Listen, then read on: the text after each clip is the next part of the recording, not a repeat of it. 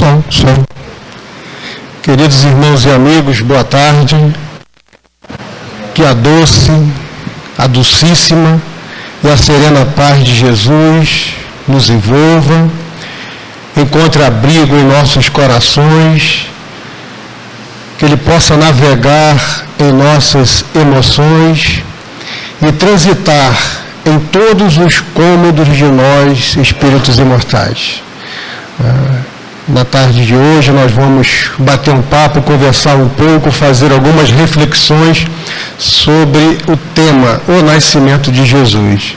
O Adriano já adiantou, o nosso irmão e amigo Rafael me avisou hoje de manhã que não está bem, está febril, então ele está se recuperando, então vamos vibrar para que a recuperação dele seja tranquila e que nós permaneçamos com os mesmos cuidados, máscara, distanciamento individual, higiene, uso de álcool, para fazermos a nossa parte e nos preservarmos.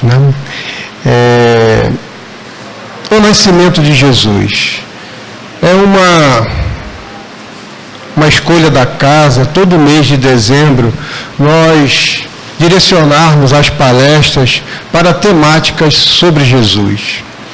Nós sabemos que a família cristã, que a cristandade, que todos aqueles que têm Jesus como irmão, amigo, mestre, guia, no mês de seu aniversário, elevam mais as suas vibrações, ficamos mais sensíveis à fraternidade, ficamos mais sensíveis aos valores espirituais. Então, nada melhor do que nós presentearmos a nós mesmos fazendo essa singela homenagem a Jesus. Então, já tivemos, do início do mês de dezembro até hoje, várias palestras com temática de Jesus. No próximo domingo também teremos Jesus, o irmão mais velho. No outro domingo, dia 27, teremos Jesus,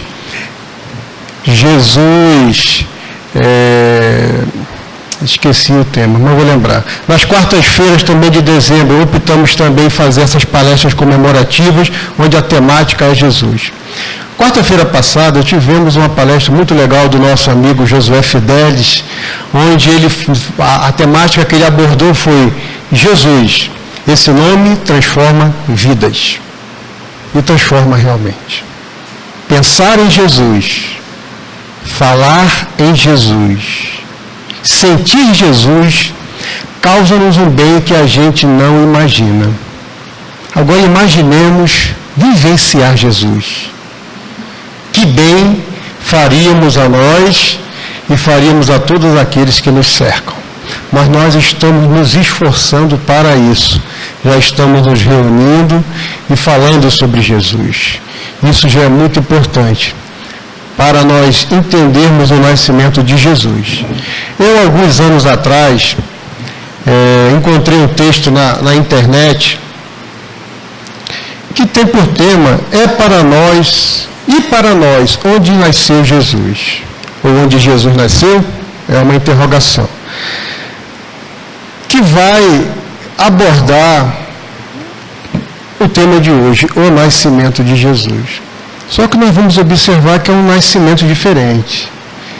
Não é um nascimento temporal, não é lembrarmos o dia 25 de dezembro como nós ocidentais consideramos.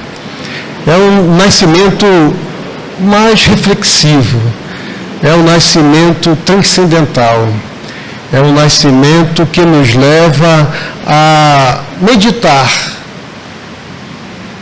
o que estamos fazendo de nossas vidas. Então, eu não sei quem é o autor desse título, mas com certeza, pesquisando, eu vi que ele se baseou na mensagem Cristo nasceu onde? Quando? Esta mensagem ela está registrada no livro Em Torno do Mestre, editado pela FEB, autor Vinícius, que é o pseudônimo de Pedro Camargo, onde se aborda diversos depoimentos de algumas personagens do Evangelho que viveram Jesus, que permitiram o nascimento de Jesus. Então, na tarde de hoje, tarde, um pedaço noite, né, Adriano? Né? A gente vai mergulhar nesses testemunhos dessas personagens. E lembrando sempre, pensar em Jesus transforma nossas vidas. Principalmente nos momentos mais difíceis, nos momentos mais tormentosos, no momento de tempestades mais bravias. Quando nós buscamos Jesus, a gente acalma a tempestade do coração, a gente acalma a tempestade íntima. Então vamos buscar Jesus. Vamos disponibilizar espaço em nossas vidas para Jesus. A própria espiritualidade enfatiza que a humanidade de hoje, não imagino quanto ela precisa de Jesus. Quantas violências, quantas guerras, quantos atritos, quantos conflitos familiares, quantos conflitos no trabalho poderiam ser evitados se nós buscássemos meditar, refletir e viver o Evangelho de Jesus em nossas vidas. Então, feita essa introdução, feito esse preâmbulo, onde nós já estamos sintonizados, né, nas vibrações amorosas dos trabalhadores espirituais e do nosso irmão mais velho, Jesus, dessa figura que deixou registrado: ninguém ama tanto a não ser aquele que dá a sua vida pelos seus amigos. Jesus é o nosso amigo. Ele não está distante. Ele está próximo. Nós que estamos distantes de Deus, da sua lei de amor. Então, confiemos em Jesus. Então, o texto ele inicia assim: e para nós, onde Jesus nasceu? A gente vai trabalhar o nascimento de Jesus. Primeiro parágrafo. Perguntemos a Maria de Magdala onde e quando nasceu Jesus. E ela nos responderá: nasceu em Betânia. Foi certa vez que a sua voz, tão cheia de pureza e santidade, despertou em mim a sensação de uma vida nova, com a qual até então jamais sonhara. Maria de Magdala, a gente recorda que Rafael Lavarini, né, na semana retrasada, né, fez, né, algumas referências a Maria de Magdala. E ela foi ao encontro de Jesus em Betânia. E esse encontro de Maria de Magdala, ou Maria Madalena, foi registrado por Humberto de Campos no livro Boa Nova, no capítulo Maria de Magdala. Esse encontro também foi registrado por Amélia Rodrigues em outras obras delas. Primícias do Reino, Vivendo com Jesus, acho que é a obra mais recente, né? E diversas obras onde registram esse encontro de Maria de Magdala com Jesus. Mas Rafael já explorou bastante isso. O importante é que Maria, ao encontrar-se com Jesus, estava passando por momentos tempestuosos no seu mar íntimo. E ela disse a Jesus: Rabino, mestre, Senhor, eu tenho sede de amor. Isso Humberto de Campos nos dizendo, ou narrando o que Jesus havia dito nessa afirmativa tão emocionante de Maria: eu tenho sede de amor. E Jesus diz: Maria, tua sede é verdadeira. A tua sede é verdadeira. Tenha fé. A fé transporta montanhas. Vai, ama sempre. Rafael nos lembrou do desejo muito grande de Maria com relação à maternidade. Maria queria ser mãe, mas por todos aqueles problemas culturais, sociais, ela jamais poderia ter essa oportunidade da maternidade. Mas Jesus fala a ela que ela poderia ser mãe. E ela vai ao Vale dos Leprosos e adota os filhos da dor, adota os filhos do sofrimento, adota os filhos do abandono. E lá no Vale dos Leprosos, ela vive, ela fala, ela sente, ela ensina e ela vive os ensinamentos de Jesus. Ela apresenta Jesus àqueles que com suas bocas deformadas, com seus corpos apodrecidos, apresenta o amor de Jesus, apresenta a bondade de Jesus, e aquelas bocas deformadas, porém, no limiar dos seus desencarnes, era possível perceber o brilho nos olhos daqueles em que seus corpos estavam prejudicados, sofridos, mas as suas almas começavam a despertar através da esperança que os ensinamentos de Jesus buscou no coração de cada um. Bocas deformadas pela lepra, no entanto, olhos luminosos pela esperança de que é possível o recomeço, da certeza de que nós somos imortais e de que a cada um será dado segundo as suas obras, nos afirma Jesus. Então a gente pode aprofundar isso no livro Boa Nova e nas obras de Amélia Rodrigues. Então Jesus nasceu em Betânia, nasceu no coração de Maria, em Betânia, quando ela resolveu transformar o rumo de sua vida, quando ela resolveu optar pela renúncia, trilhar o caminho da humildade, Jesus nasceu. Mas Jesus apenas não nasceu.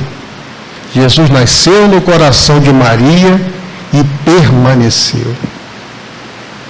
Muitos de nós, Jesus nasce, mas não permanece, não cresce, não ocupa, não participa de nossas vidas. Então Maria nos diz que Jesus nasceu em Betânia, no momento em que ela resolveu mudar de vida. Tá? Vamos lá. Perguntemos a Francisco de Assis o que ele sabe sobre o nascimento de Jesus, e ele nos responderá.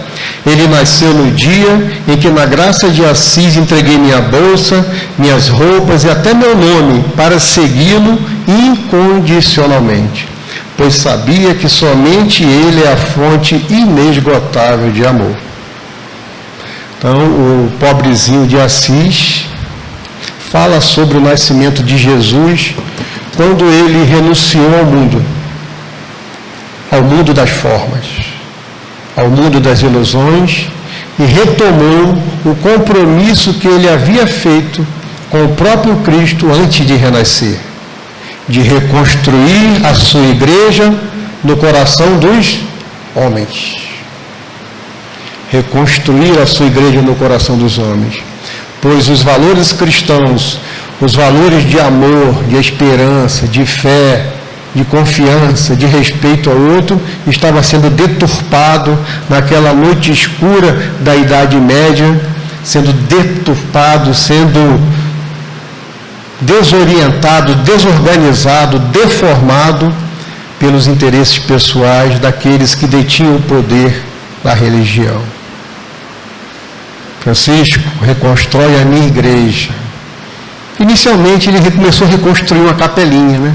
Mas depois ele se deu conta e percebeu que o verdadeiro templo de Deus é dentro de nós.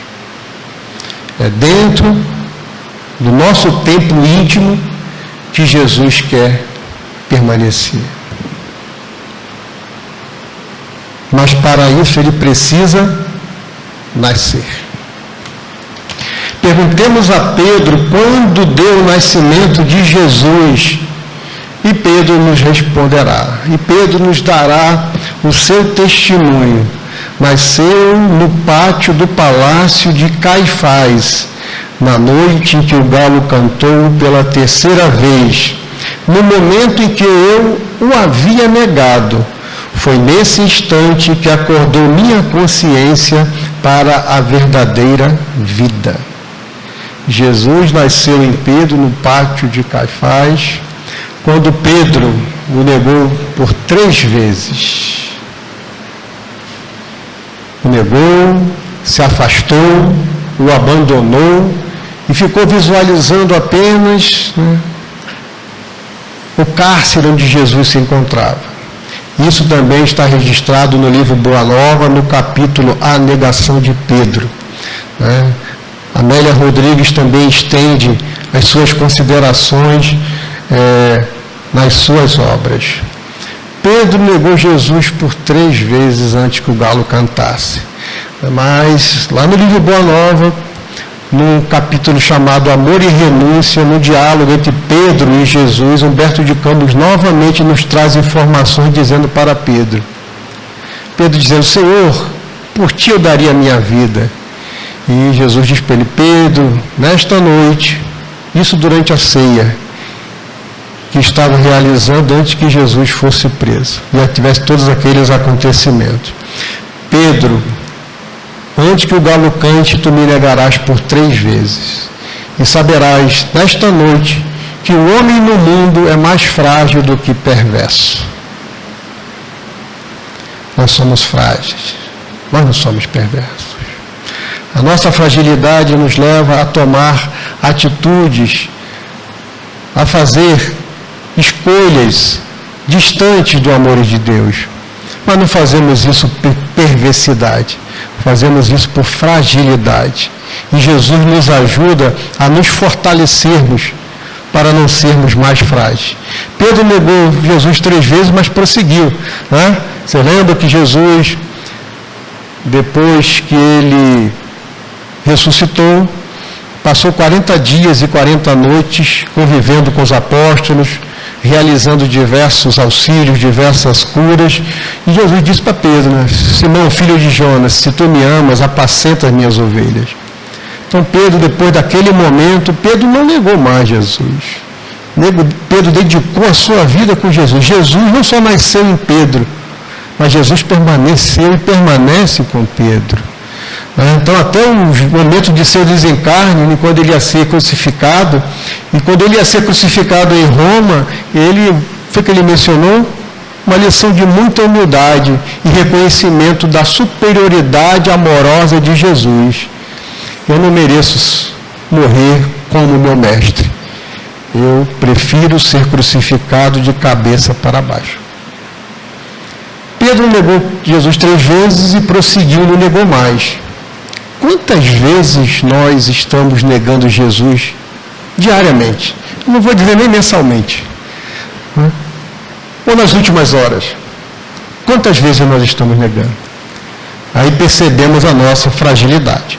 Mas vamos continuar com esse depoimento desses irmãos nossos que conviveram com Jesus, permitiram o nascimento de Jesus em suas vidas e se transformaram.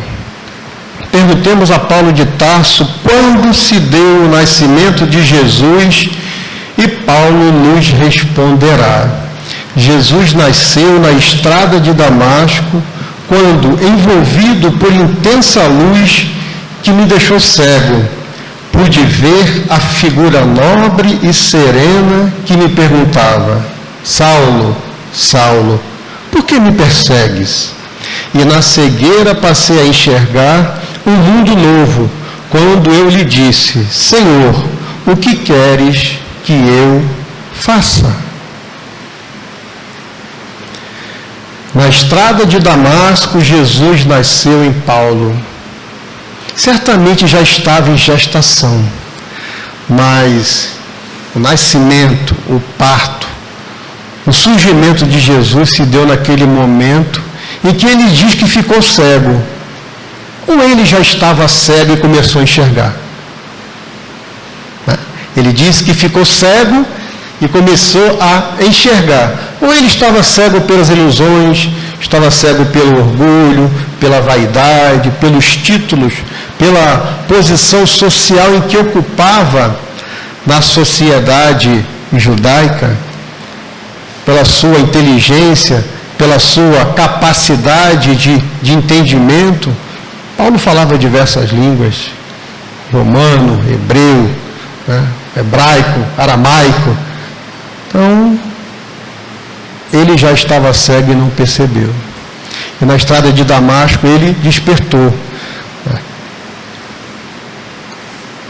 E o seu despertamento está registrado em Paulo e Estevão, com nosso amigo Rafael, de uma maneira muito suave, muito amorosa, muito sentimental e emocional, nos leva a refletir. Paulo de Tarso permitiu o nascimento de Jesus em Damasco, mas ele teve uma grande trajetória para poder chegar no final da sua vida e afirmar: não sou eu mais quem vive, é o Cristo que vive em mim. Mas antes dele afirmar isso, já eram passados mais de 30 anos de muitas lutas, de muita renúncia, de muito sacrifício. Nos primeiros dias após ele ter caído na estrada de Damasco, quando ele entende o Evangelho de Jesus, ele diz, né? O bem que eu quero fazer, eu não faço. E o mal que eu não quero fazer, isso faço. Percebemos a luta íntima de Paulo em vencer, em domar as suas más tendências, em sublimar os seus impulsos, em sublimar os seus instintos. O bem que eu quero fazer, eu não faço. E muitas das vezes, o bem que nós queremos fazer, nós não conseguimos. E o mal é muito rápido, né? Porque o mal é a ausência do bem. Mas no final da sua vida, depois de maltratado, depois de ser espancado, depois de ser torturado, depois de ser preso diversas vezes em vários lugares, em Cesareia, em Roma, passou em vários cárceres, né? Onde ele afirma que ele é o prisioneiro do Cristo. Ele deixou de ser prisioneiro dos vícios, deixou de estar conectado nas algemas do orgulho, da vaidade, da inveja. Ele tornou-se prisioneiro do Cristo. Que possamos aprender com Paulo e nos tornarmos prisioneiros do Cristo. E não prisioneiros da vaidade, prisioneiros da arrogância, escravos da inveja, escravos da maledicência. Então Paulo nos traz muitos ensinamentos. O que o nascimento de Jesus provocou em sua vida. Não na vida da personagem Paulo, que depois mudou para Saulo, mas na vida do espírito imortal, que naquele momento estava com a vestimenta física de Paulo. Jesus, nos afirmam alguns espíritos, quem conhece Jesus nunca será o mesmo. Talvez não queiramos mudar nem agir como Jesus, mas quem já conheceu Jesus não pode admitir que é o mesmo antes do encontro. Então, Paulo de Tarso, no finalzinho, depois de 30 anos, lógico, Estevão ajudando ele, tudo isso está em Paulo e Estevão, que eu sugiro a leitura, é um livro muito bom. Paulo, nos seus últimos momentos de vida, ele diz, né? Combati o bom combate, terminei a carreira e guardei a fé. Não sou eu mais quem vive, é o Cristo que vive em mim. Vamos permanecer no nosso bom combate. Vamos permanecer na fé, na confiança de que Jesus, tal qual na embarcação que estava para afundar na tempestade, permanece conosco. Jesus está sempre na embarcação de nós mesmos. Jesus jamais nos deixará sós. E ele deixou isso bem frisado, né? Estarei convosco até o final dos tempos. Estarei convosco até a consumação dos séculos. Que finais de tempo são esses? Estarei convosco até o final dos tempos de reencarnações dolorosas, de reajustes dolorosos. Estarei convosco até a consumação dos séculos, quando nós nos tornarmos espíritos puros, igual a Jesus, ele não precisará permanecer conosco. Por quê? Porque nós seremos Jesus na vida de outras pessoas. Esta é a nossa destinação. Nós fomos criados por Deus para este momento. Sermos Jesus na vida daqueles que sofrem, que choram, que se desesperam, que se inquietam. Então, nós seremos Jesus. Poderia falar, Severino, isso vai demorar um pouquinho. Depende de nossas escolhas. Depende de nossas escolhas.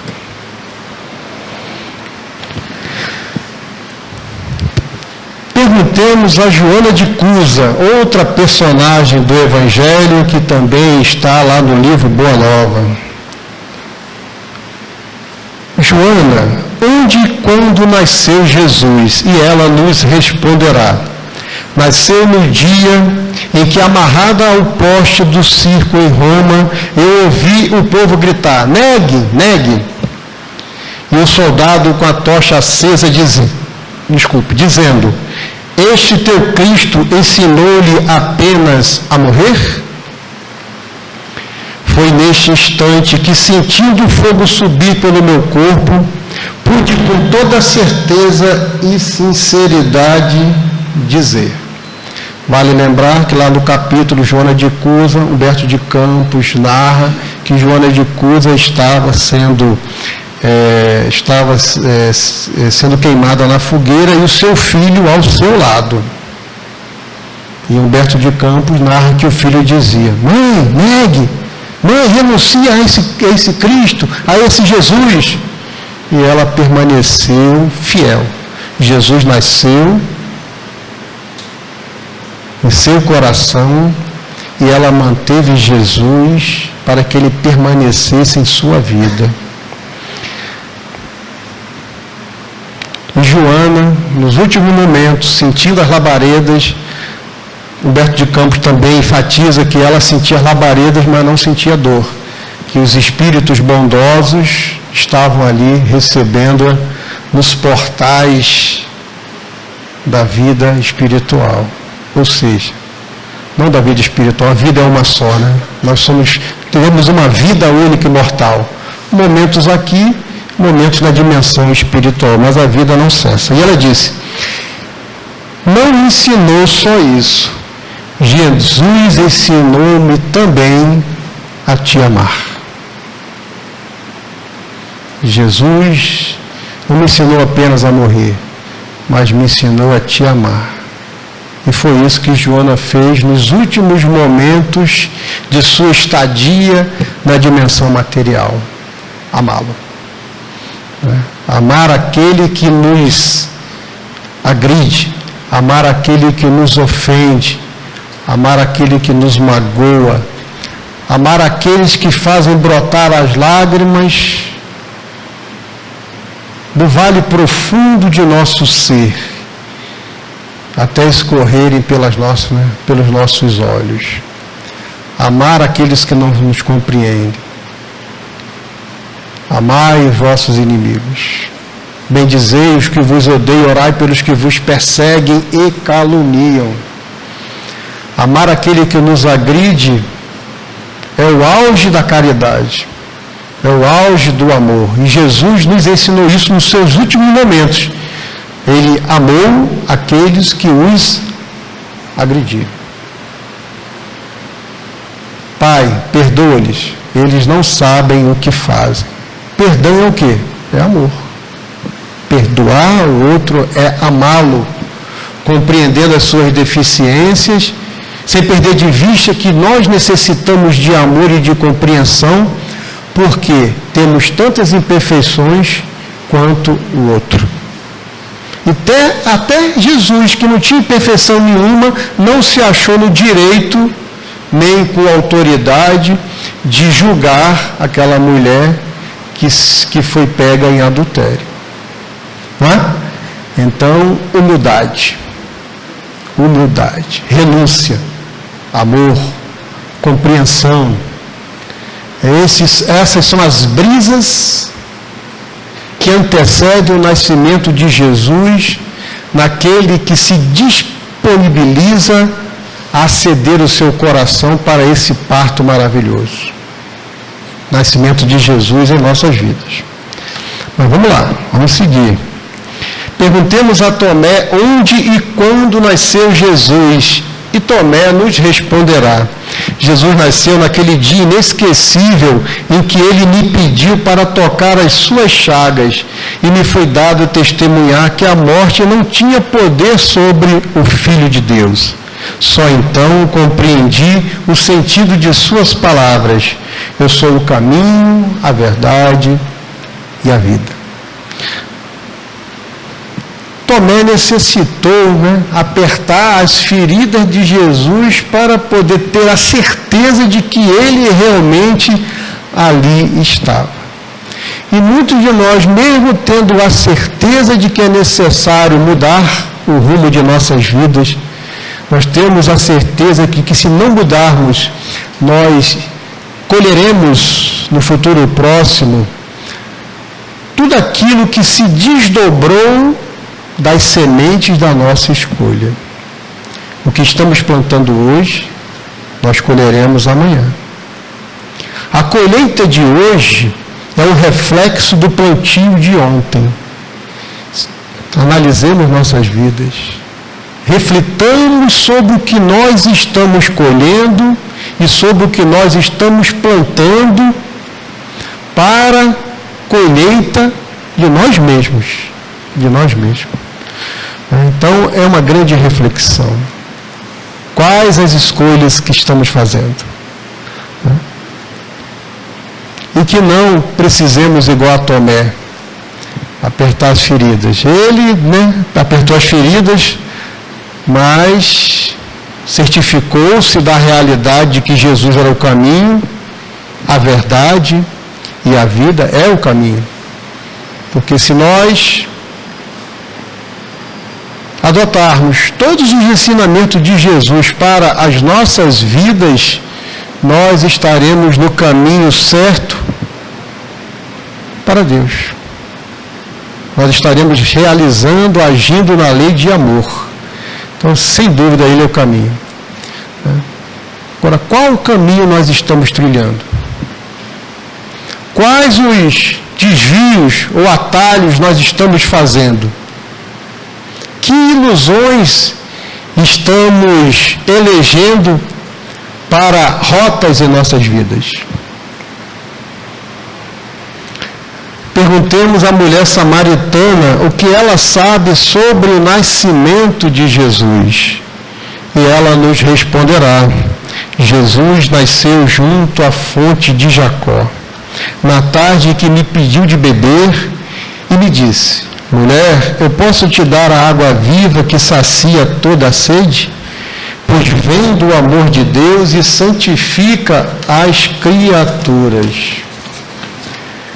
Naquela tarde, soube que Jesus era realmente um profeta de Deus e lhe pedi: Senhor, dá-me desta água. Então a gente lembra que está no Evangelho, que lá na fonte de Jacó, a mulher samaritana estava enchendo seus potes para levar para a sua casa, dar de beber ao rebanho que estava com ela, e Jesus se dirige a ela, algo inédito naquele momento, naquele momento social e cultural, que a mulher ela não se dirigia para falar com o judeu, devido às desavenças políticas, religiosas.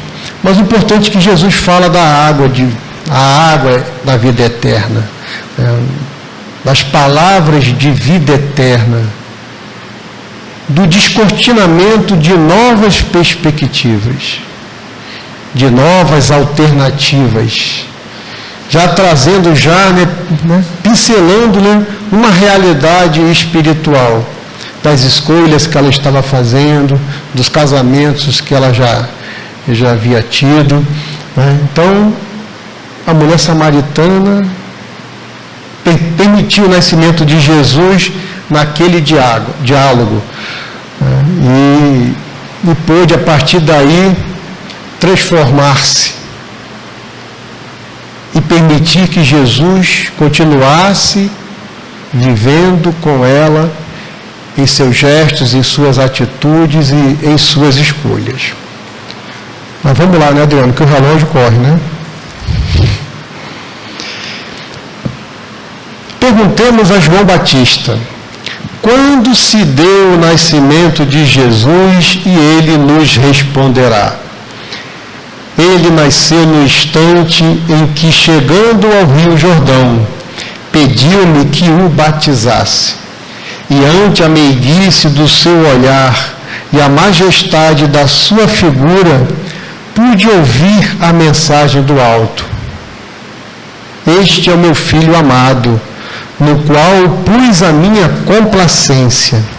Compreendi que chegara o momento de ele crescer e eu diminuir, para a glória de Deus.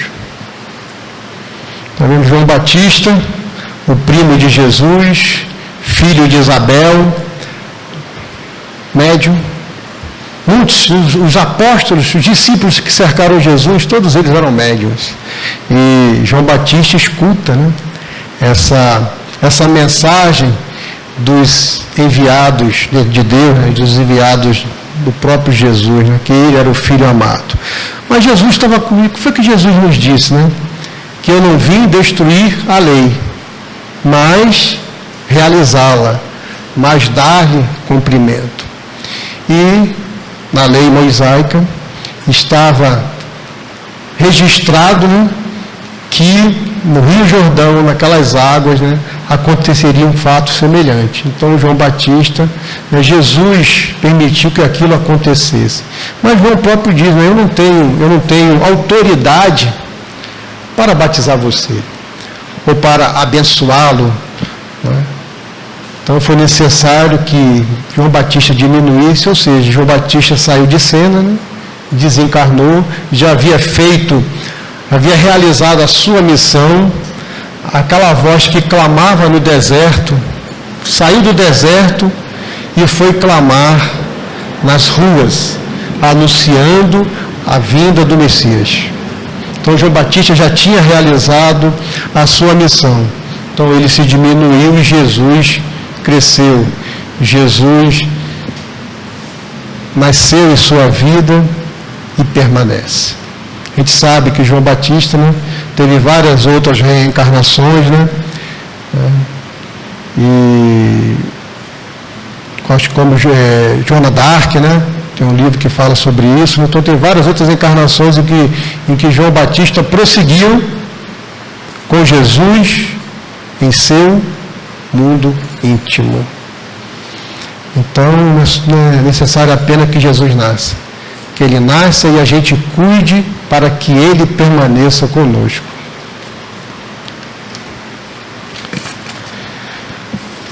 Perguntemos a Lázaro onde e quando nasceu Jesus. Ele nos responderá: Jesus nasceu na Betânia, na tarde em que visitou o meu túmulo e disse: Lázaro, levanta. Lázaro, sai para fora. Neste momento compreendi finalmente quem ele era, a ressurreição e a vida. Então Lázaro nos dá o depoimento de que Jesus nasceu, o envolveu, naquele momento em que Jesus o chamava daquele sono, né? Lázaro não estava morto. Então a gente vê lá que a própria codificação Allan Kardec trata deste assunto. Lázaro não estava morto. Ele estava no estado de catalepsia, né? Ele estava ainda vinculado por fios tênues ao corpo físico, como ainda estava. Mas o seu corpo estava fedendo, já fazia 3 dias, mas mesmo assim ele ainda estava vinculado ao corpo físico. Então Lázaro, né? Então por isso que Jesus afirma, né? Ele não está morto. Então levanta, né? Desperta, sai para fora, sai para fora, sai. Ele estava no túmulo, que parecia uma gruta, né? Sai para fora. Não é só sair andando da gruta, não. Sai para fora da gruta do orgulho, da gruta do egoísmo. Sai para fora da gruta da vaidade. Sai para fora da indiferença. Sai para fora do desamor. Semelhante àquele momento em que, em determinado dia, nas praias de Cafarnaum, Jesus chega com seus discípulos e entra no barco. Os discípulos o acompanham, ele senta no barco e ele diz: atravessemos para o outro lado do lago. Essa é a passagem que está registrada nos evangelhos como Jesus acalma a tempestade. Está em Marcos no capítulo 5, Lucas no capítulo 8, Mateus no capítulo 8.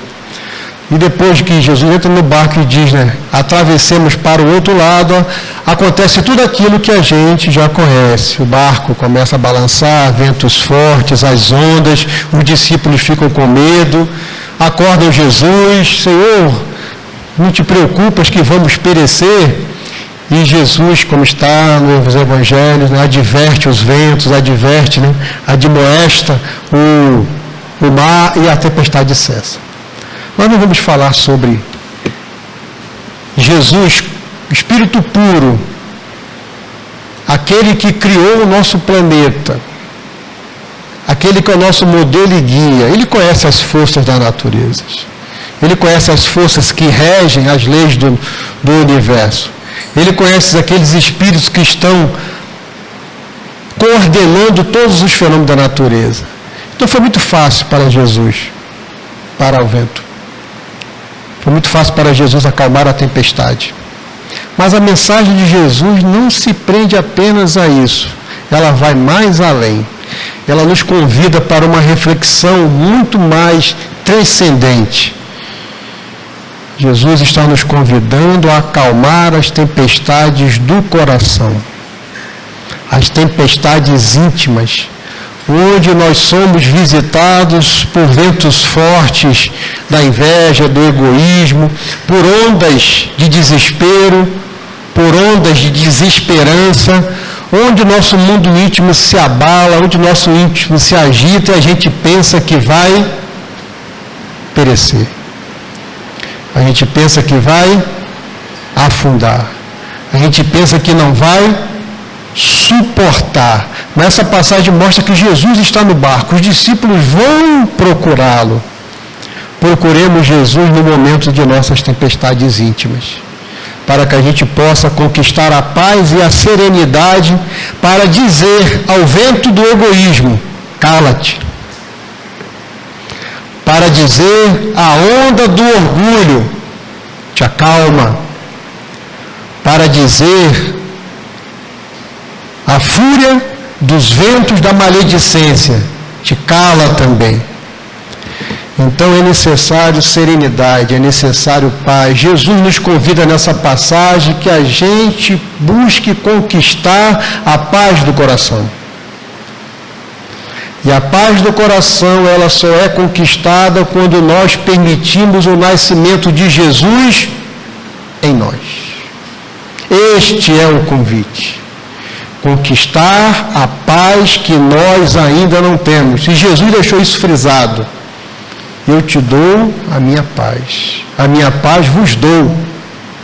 Não aquela paz que o mundo conhece. Por que ele está dizendo isso? Porque nós ainda não temos paz suficiente para abrandar as tempestades que nós próprios criamos nos mares revoltos de nossas escolhas. Mas o importante dessa passagem é: atravessemos para o outro lado do lago. Ou tão importante nessa passagem. O que Jesus está querendo dizer com isso? A gente sabe que o lago de Genezaré, ou o lago de Tiberíades, ou o mar da Galileia, tudo é uma coisa só, né?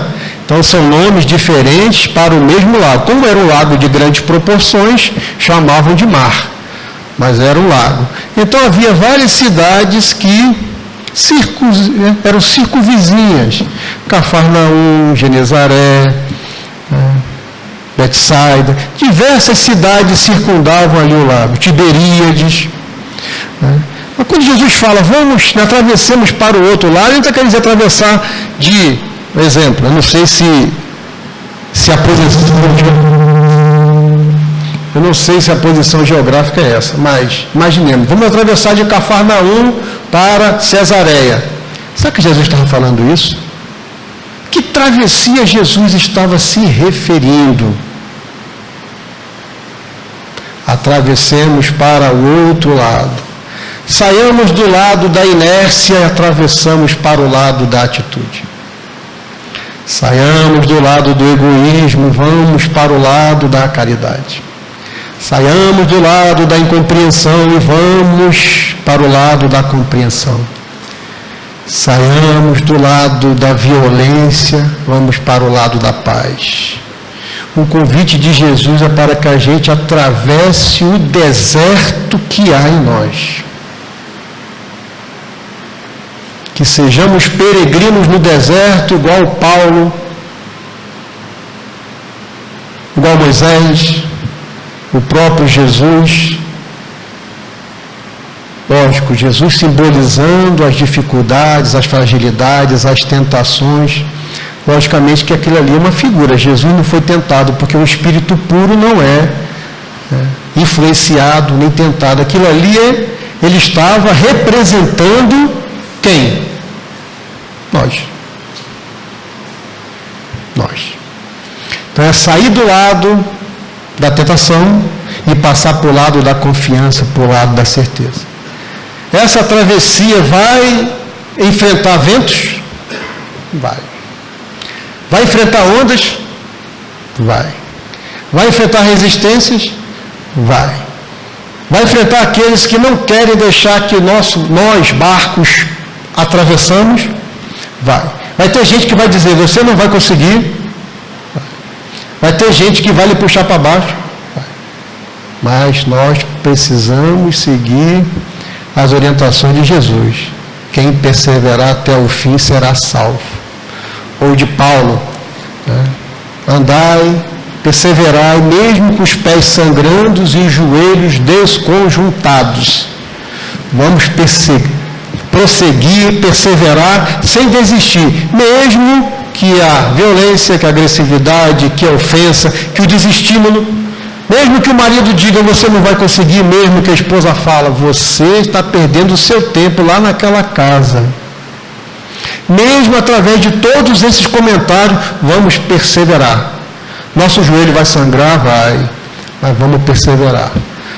Vamos perseverar para manter Jesus em nossa companhia. Atravessemos para o outro lado. Não criemos raízes do lado que a gente sabe que não está nos fazendo bem. Não é legal. Não é saudável, não é salutar, só está criando sofrimento, dor, angústia, desespero, solidão. Vamos para o lado da paz, da felicidade. Vamos ter que atravessar o deserto da renúncia. Vamos ter que passar um pedaço de areias, de dunas do sacrifício. Mas perseveremos até o fim. Que nós iremos vencer o nosso grande inimigo, nós mesmos. Então Lázaro já deu seu depoimento, né? Vamos continuar. Perguntemos a Judas Iscariotes, onde Jesus nasceu? Ele nos responderá, Jesus nasceu no instante em que eu assistia ao seu julgamento e à sua condenação. Compreendi que Jesus estava acima de todos os tesouros terrenos. No instante do julgamento e da condenação foi que Judas percebeu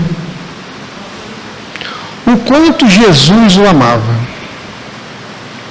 E Jesus o amava muito. Tanto é, na última ceia, ele diz para Judas, amigo, fazes o que tens que fazer. Judas teve a escolha de seguir um caminho, de tomar uma decisão ou não.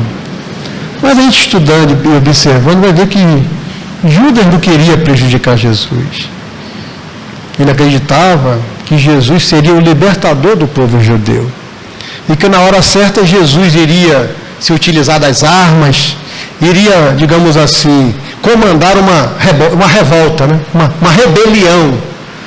Mas ele observou que a revolta que Jesus nos convida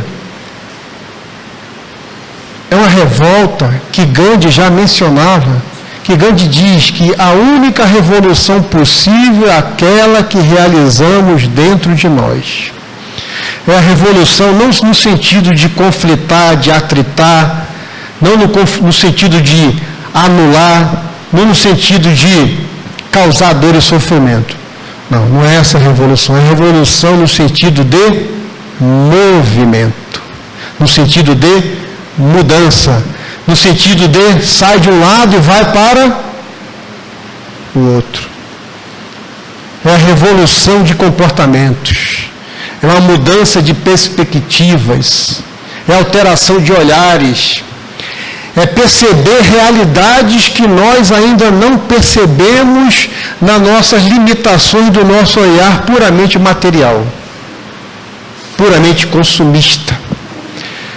Então, a revolução a que Jesus nos convida é uma revolução que necessita muito mais coragem e disposição do que cedermos aos nossos impulsos de agressão e de violência. Ceder aos impulsos é muito fácil. Muito fácil. Resistir é que é necessário coragem. Então está lá na questão 919 do Livro dos Espíritos, né? Qual o meio mais prático e eficaz que o homem possui para vencer a si mesmo nesta vida e resistir ao arrastamento do mal? É a pergunta que Kardec faz aos espíritos responsáveis pela codificação. Qual o meio prático e eficaz? Vencer a nós mesmos e resistir ao arrastamento do mal. Resistir às tentações, resistir a permanecer, né, enraizado, fixado, fixar residência na indiferença, no egoísmo. O que é necessário? A resposta: conhece-te a ti mesmo. Nós nos conhecemos? Conhecemos nossas fragilidades? Conhecemos nossas dificuldades? Conhecemos nossas potencialidades? Conhecemos?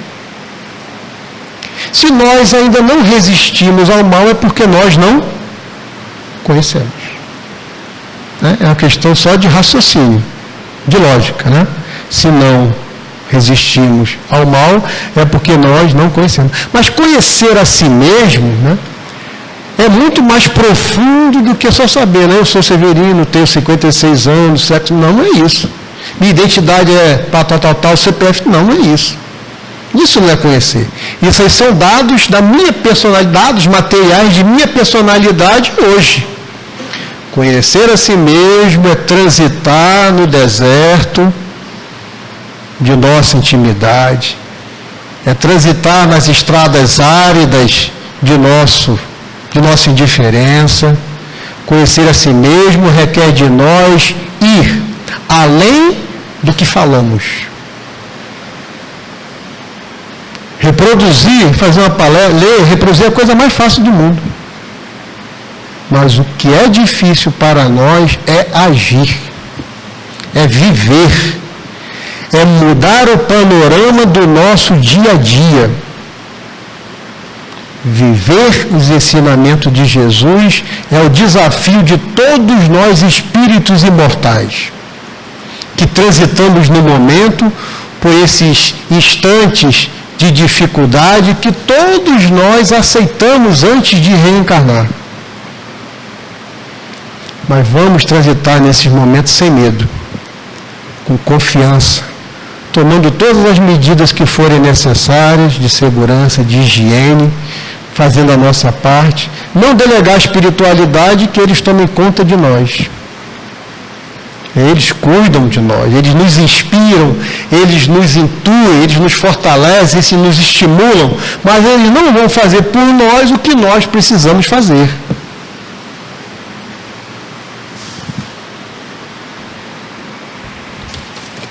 Nós vamos continuar. Perguntemos a Bezerra de Menezes o que ele sabe sobre o nascimento de Jesus, e ele nos responderá. Jesus nasceu no dia em que descia as escadas da Federação Espírita Brasileira e um homem se aproximou dizendo: vim devolver-lhe o abraço que me deste em nome de Maria, porque renovei minha fé e a confiança em Deus. Foi naqueles instantes que percebi a sua misericórdia e o seu imenso amor pelas criaturas. Sabemos do grande trabalho de Bezerra de Menezes, foi presidente da Federação Espírita Brasileira, foi deputado federal, teve um papel muito importante no sentido de unir diversos espíritas e ele recebendo o agradecimento da caridade, o reconhecimento do amor e da fraternidade. Ele viu que Jesus nasceu em seus corações. Mas Jesus só nasceu em Bezerra de Menezes naquele dia, ou Jesus permanece vivendo, convivendo, agindo através de Bezerra? Permanece. E para a gente finalizar, perguntemos finalmente a Maria de Nazaré, onde e quando nasceu Jesus? E ela nos responderá: nasceu em Belém, sob as estrelas, que eram focos de luzes guiando os pastores e suas ovelhas ao berço de palha. Foi quando o segurei em meus braços pela primeira vez e senti se cumprir a promessa de um novo tempo através daquele menino que Deus enviara ao mundo para ensinar aos homens a lei maior do amor. Jesus nasceu nos braços de Maria, nos seus braços físicos, mas já havia nascido nos seus braços amorosos de seu coração muito antes do momento físico. Agora pensemos um pouquinho. E para nós, quando Jesus nasceu? Vamos refletir. Não precisa falar. Pensemos mais um pouquinho. E se descobrirmos que ele não nasceu? Se descobrirmos que ele ainda não nasceu? E se descobrirmos que nós estamos agindo tal qual as hospedarias de Belém, quando Maria e José procuravam um local para Jesus nascer? Procuravam um quarto para abrigá-los da noite e Jesus poder surgir no mundo das dores, dos sofrimentos e das lágrimas, para iluminar os nossos caminhos e nossos corações. Todos os quartos das hospedagens estavam fechados e a alegação era: estavam lotados. Os quartos de nossa hospedagem íntima estão lotados? Estão. Não há espaço para Jesus. Não tem espaço para Jesus nascer. O quarto está cheio de inveja, outro quarto de ódio, outro quarto de vaidade, outro quarto de maledicência, de incompreensão. Nós não fornecemos espaço para Jesus. Então procuremos urgentemente fazer com que ele nasça um dia destes, porque quando isso acontecer, teremos finalmente entendido o Natal e verdadeiramente encontrado a luz. Que Jesus nasça em nossos corações, meus irmãos. Que ele nasça no nosso sorriso, que ele nasça no nosso olhar que não condena, que não julga, que ele nasça no nosso silêncio diante das escolhas difíceis de nossos filhos. Que ele nasça na compreensão de palavras amargas de nossos companheiros. Que ele nasça na tolerância do dia a dia com o nosso vizinho, no nosso trabalho, onde quer que nós estejamos. Que Jesus nasça em nossas escolhas, em nossas decisões, em nossos sentimentos, em nossos pensamentos. Que ele não nasça apenas na palavra, nos fonemas que saem e desaparecem. Que nossas palavras se transformem em atitudes renovadoras do bem. Que ele não nasce apenas no dia 24, quando nós estivermos comemorando o seu nascimento. Que todo dia de nossas vidas e do ano que se aproxima seja um dia de Natal, para que Jesus encontre hospedagem em nossos corações e possa nascer. Que assim seja.